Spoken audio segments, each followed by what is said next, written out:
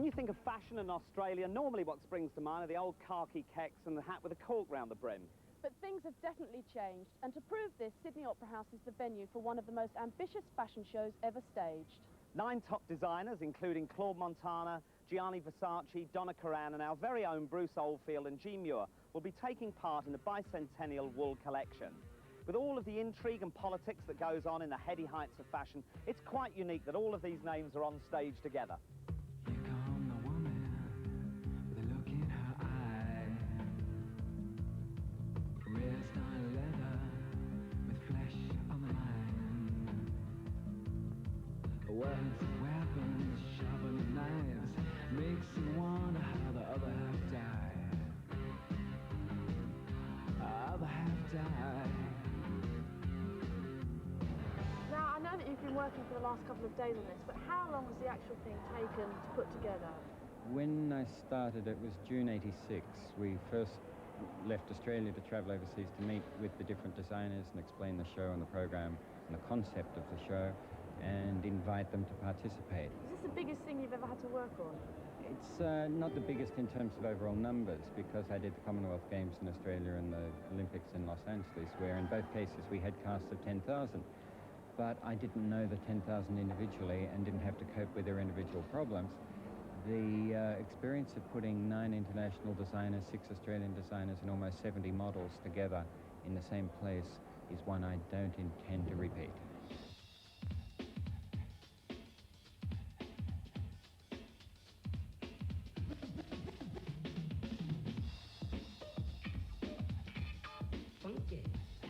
David, the bicentennial wool collection has attracted interest from all over the world.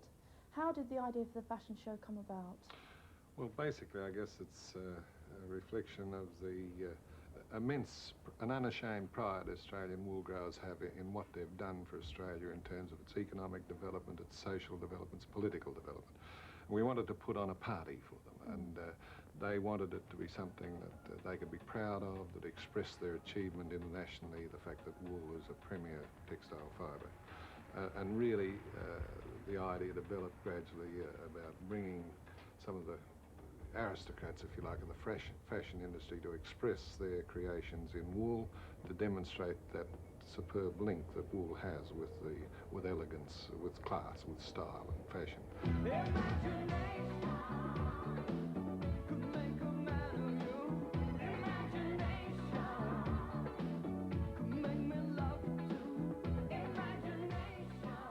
They have quite a clear idea about what they want. So we're not able to do exactly as we feel. We have to do what is going to flatter the garments, of course, that are being shown. So trying to please one designer, and 10 minutes later on the same model, we have to come up with something fabulous for the next designer, and we go from something quite contemporary to something classical in a matter of minutes. So we have to be wizards. Does that mean you've witnessed 1 or 2 tantrums here? Yes, oh yes, there's lots of tantrums, and of course everybody's tempers are very tested, but we're all enjoying it and having a lot of fun, and it's really great to think it's all happening here in Australia finally. Riley Street, Surrey Hills, is fast becoming the place to live in Sydney, home for some of the city's newest style entrepreneurs and HQ for the fashion industry's only trade magazine, The Rag Trader. Its editor is Fraser Beath McEwing. In Britain, we do have an idea about Australian fashion being rather unsophisticated. Would you say that's fair? No, I don't think so. I think we have designers here that give us a good level of sophistication. We read all the overseas magazines. We've got a huge number of magazines which are sold here. And we have lots of local magazines, and with all that media input, I think people do have a good idea of fashion. So, no, I would say that isn't true. To check out how much the average Australian is interested in fashion and all things stylish, I popped down to Paddington Market for a few frank reactions.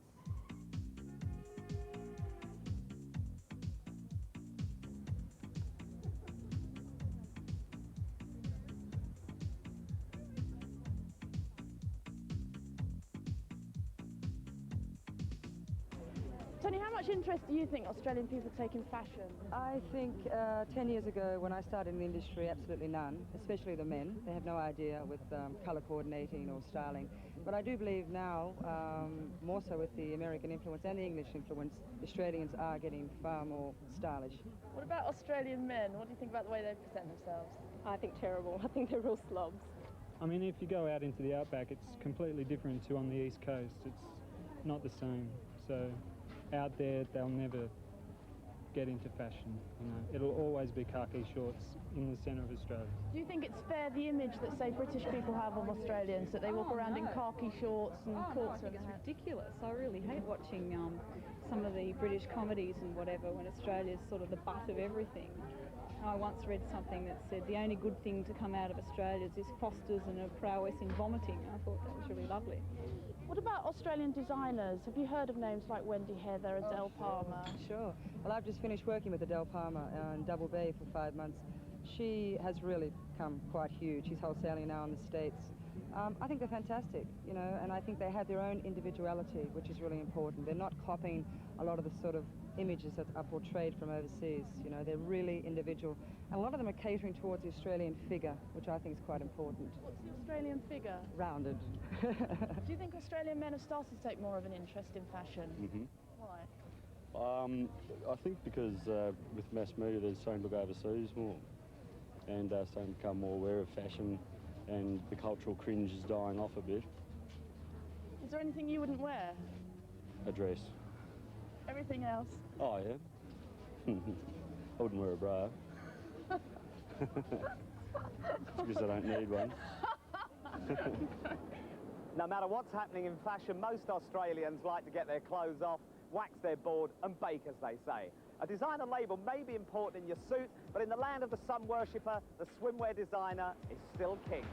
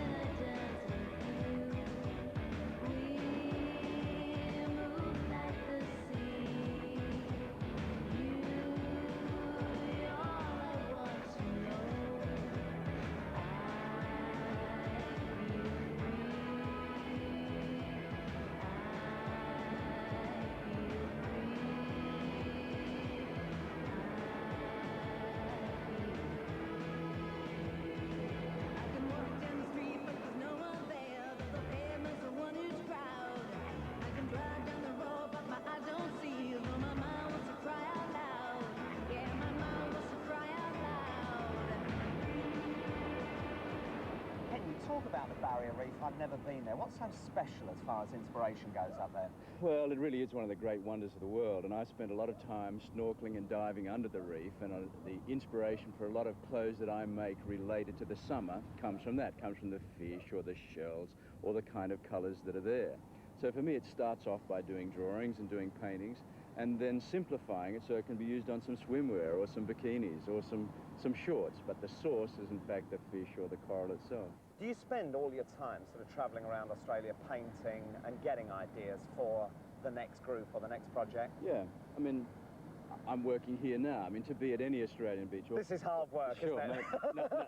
Another hard day at the office. But, I mean, it's simply just a matter of keeping your eyes open. I mean, there's something about the colour of the sand here, something about the colour of the light. And I'm sure, and I've painted Palm Beach before, and there's certainly posters about Palm Beach and some paintings. Almost inevitably, given enough time here, we could find some way of making this feeling into fabric. Not only could you come to Palm Beach, you could wear a couple of metres off Palm Beach, you see. Do you find that the interpretation of the colours that you get up there onto fabric actually works? Does it lose anything? No, I don't think so. I mean, with technology the way it is nowadays, I mean, you can get some very strong colours. never can it be as good as the fish itself, because to see the fish in the environment and the change of light and the colours, and of course it's a multiplicity of colours, you're always simplifying it for the garments itself. But I believe in Australia that we can offer the world something as far as clothes related to a casual lifestyle. It's so much about the things that we do, and we should know as much about it, if not more, than the Californians or the French, and with respect to the English. I mean, it's just something that we know. I mean, what do people think of guys like you, you know, that obviously enjoy what you're doing, and there you are walking around in a pair of kind of like barrier reef shorts. I mean, how does it go down out here? Funny thing about it is that you'll often see in Australia very big, tough guys, footballers, walking around in really quite outlandish clothes. I mean, there is something about the beach that can make you feel quite comfortable in a pair of pink board shorts or a mauve top, you know? So a football player in a pair of lilac shorts is not untoward? I wouldn't go up and kiss him on the cheek, but certainly could get away with it. It's not only designers from other countries hogging the limelight, because sharing the accolades will be 6 of Australia's best-known names.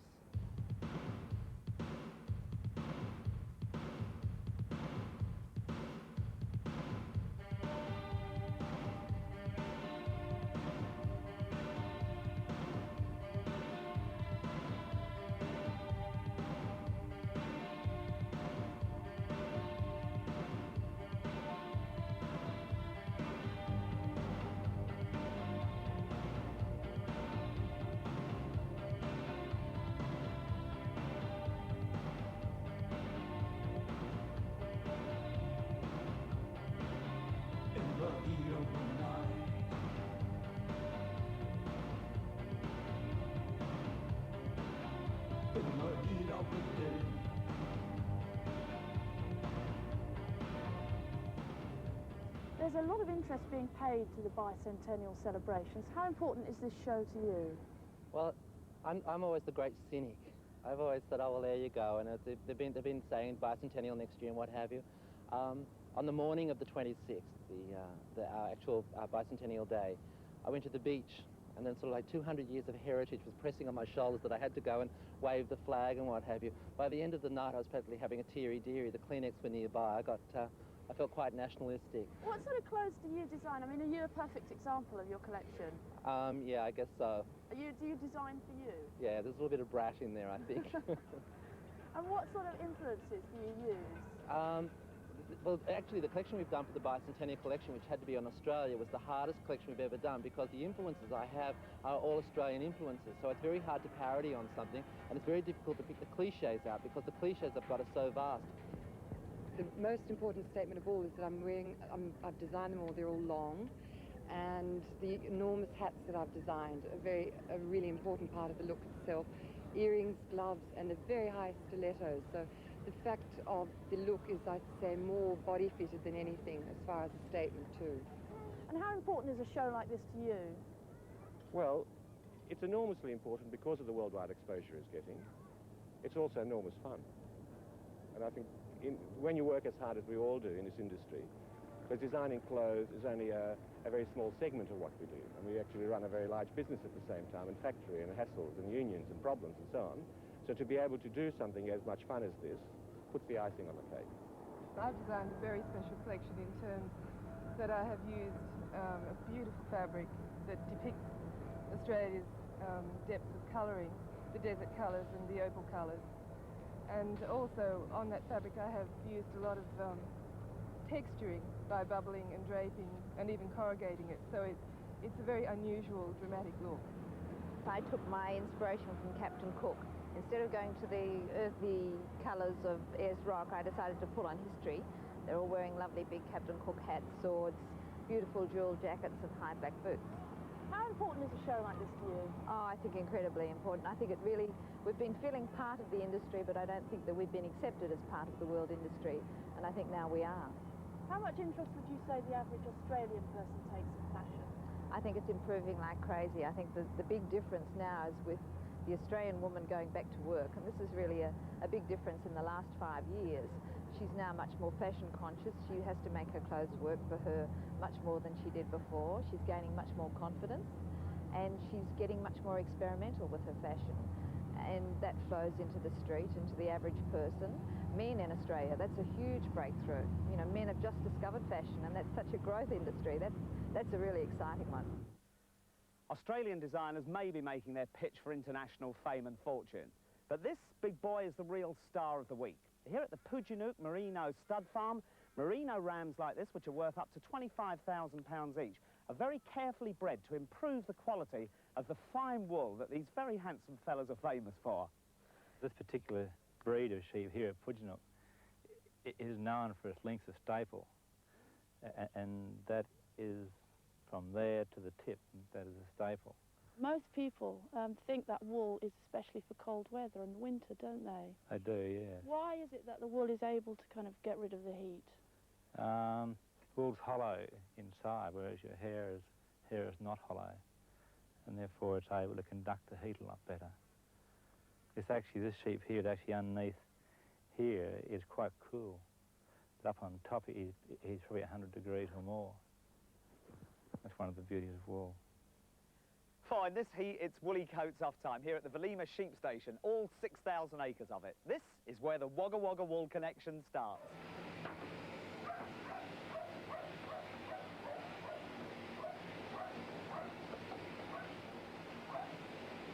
How many head of sheep have you got here? Around about 10,000. 10,000? Yeah. And how often do you shear them? They're shorn, each sheep is shorn once a year, but we have three shearings a year because the sheep are brought in and shorn at different times. When you stop and you kind of have a little look through here, what is it you're actually looking for as you sort each fleece? I'm classing the fleeces as we go. Do the guys that are doing the shearing, do they work for you all the time? Only for to shear sheep. They come and they shear at all different sheds and they go from shed to shed. They're contractors. So what, you hire them in when you need them? Yes.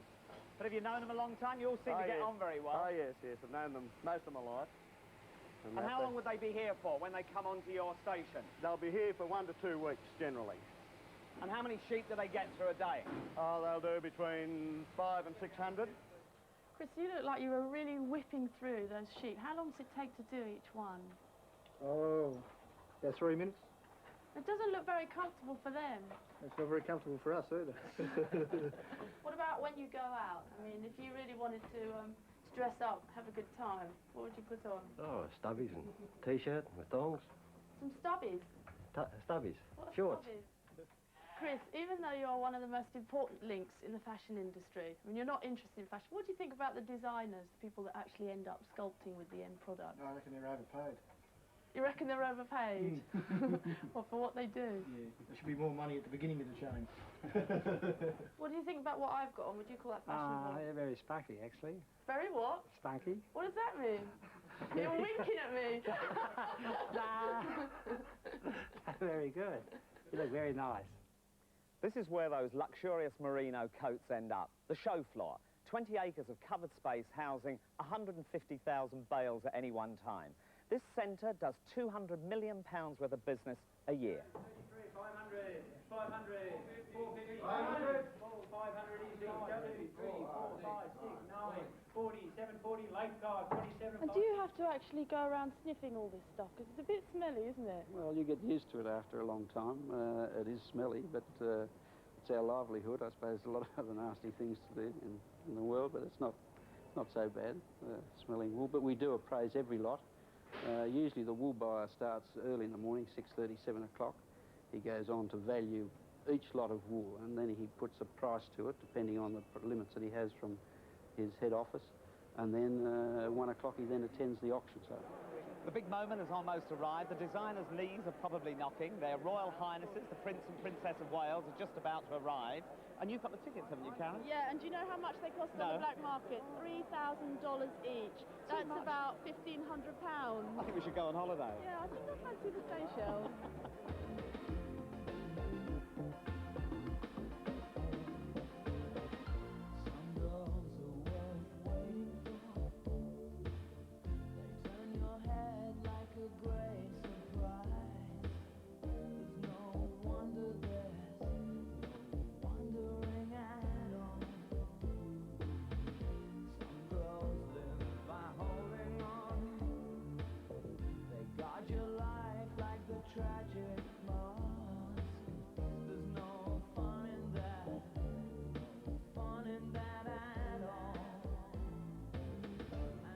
great because we were given rather wonderful books on the country and sea of Australia, you know, and I actually took the coral reef as a theme, you know, so that I mean, there were wonderful coloured creatures, you know, sea slugs and, you know, things like urchin prawns and, you know, blue-line surgeon fish, you know, and they're all lovely turquoises and lime greens and black and pink and yellow.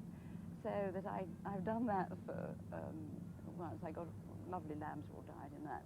And then, at the back of the book, that was deep navy blue, sort of fish swimming around, which, of course, you know, as one's known for navy blue, fitted beautifully.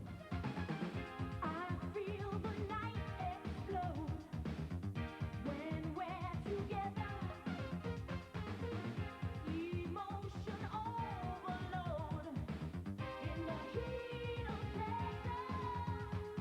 Take me up yours into your arms. Never let me go. Tonight I really need to know. Tell it to my heart.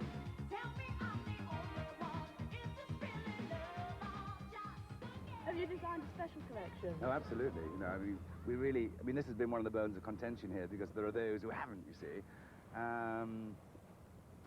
Yes, I designed a collection in wool, which is not my usual medium, you know, to work. And I'm very, very happy with it. You know, What it was sort a of great brief. ideas? What sort of ideas will we be seeing?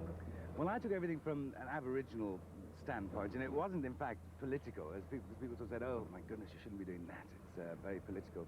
But I was in Australia a few years ago, and I collected whole tons of sort of Aboriginal paraphernalia. And so when I was asked to do this, they gave us a brief, a loose brief, and showed us lots of pictures of Australia. But to me, it just seemed that, you know, the most obvious, you know, when I think of Australia, you know, I think of Aboriginal.